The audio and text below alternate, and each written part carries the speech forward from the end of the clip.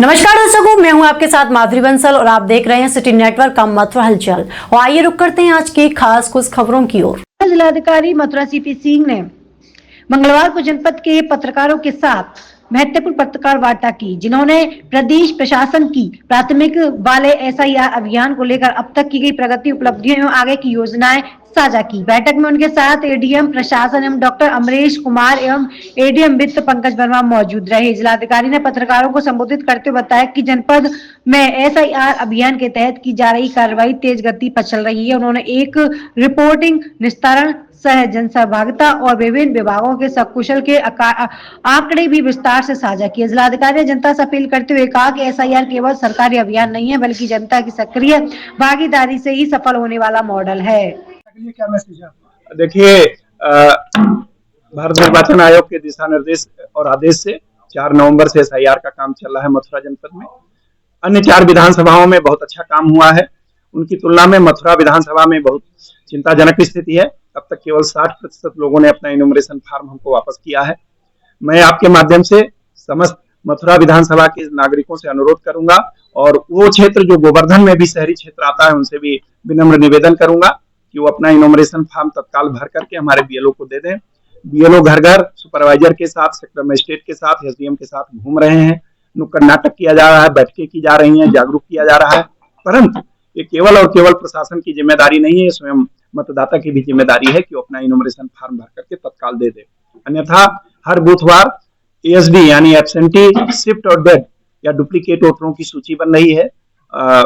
खुली बैठकें भी कराई जा रही हैं, लोगों के बीच में पढ़ करके उसको सुनाया भी जा रहा है, क्योंकि मथुरा में काफी ऐसा मिला है कि लोग सर्विस के लिए आए थे, ट्रांसफर होकर के चले गए, उनके बूथ पे अब उनका वोट नहीं रहेगा। अन्य जगह कई आश्रम है जहाँ काफी संख्या में साधु सन्यासी थे, उनका वोट पहले था, अब वो वहां से शिफ्ट होकर के चले गए हैं। इसकी अंतिम तारीख क्या होगी? देखिए, मैं आपसे विनम्र अनुरोध कर रहा हूं, अंतिम तारीख की चिंता क्यों करते हो? मैं पिछले 1 महीने से काम चल रहा है, मैं कह रहा हूं अगले 2 दिन में लोग इसको जमा कर दें। 6 और 7 तारीख को पूरे बूथों पर हम लोग मेगा कैंप एक बार फिर आयोजित करेंगे 10 बजे से 4 बजे तक। लेकिन आपसे भी मेरा विनम्र आग्रह है कि लोगों को जागरूक करिए, लोग तत्काल अपना फॉर्म भर करके हमारे बीएलओ को वापस कर दें। ऐसे लोग जो कैंपों में जमा नहीं करा पाते किसी कारणवश, ऐसे लोगों के लिए क्या मैसेज है आपका? मैं बार बार कह रहा हूं कि बीएलओ घर जा रहा है, भाई कैंप आप नहीं जा पा रहे तो बीएलओ को दे दो, या आपके कोई मुअज्जिज आदमी हो जिनको आप अपना फॉर्म दे दीजिए और वो ले जाकर के बीएलओ को दे दें। बीएलओ इसीलिए लगाए गए हैं। दूसरा, एक भ्रांति ये है कि उसके साथ हमको अभिलेख लगाने, किसी को किसी प्रकार का अभिलेख नहीं लगाना है। जो एंट्री है वो भर दीजिए, और अगर आपके रिश्तेदार, पिता का, माता का, नाना का, नानी का, या शादीशुदा लड़कियां हैं तो उनके पीहर में पिताजी का, माताजी का 2003 की वोटर लिस्ट में नाम है, तो वो क्रमांक संख्या, भाग संख्या, विधानसभा का नाम, नंबर लिख दीजिए। इतने से काम चल जाएगा। मेरा सवाल ये है कि जो लोग किसी कारणवश नहीं करा पाते, उनके लिए क्या संदेश है? जो किसी कोई कारण नहीं है कि ना करा पाए, जो कोई इलिटरेट नहीं है, सारे लोग समझदार हैं। ये मतलब हम लोग अमृत काल से गुजर रहे हैं। कोई बीएलओ घर घर जा रहा है, मान लीजिए किसी कारण बस वो अपना इनोमिनेशन फॉर्म नहीं भर पा रहे हैं, तो बीएलओ से भरवा लें या अपने पड़ोसी से भरवा लें। मतलब मान लीजिए मैं नहीं पढ़ा लिखा हूं, लेकिन मेरे घर में मेरे बच्चे पढ़े लिखे हैं, वो भी नहीं है, तो मेरे पड़ोसी पढ़े लिखे हैं। ये इतना बड़ा काम नहीं है, 6 पॉइंट की सूचनाएं हैं जो भरी जानी है।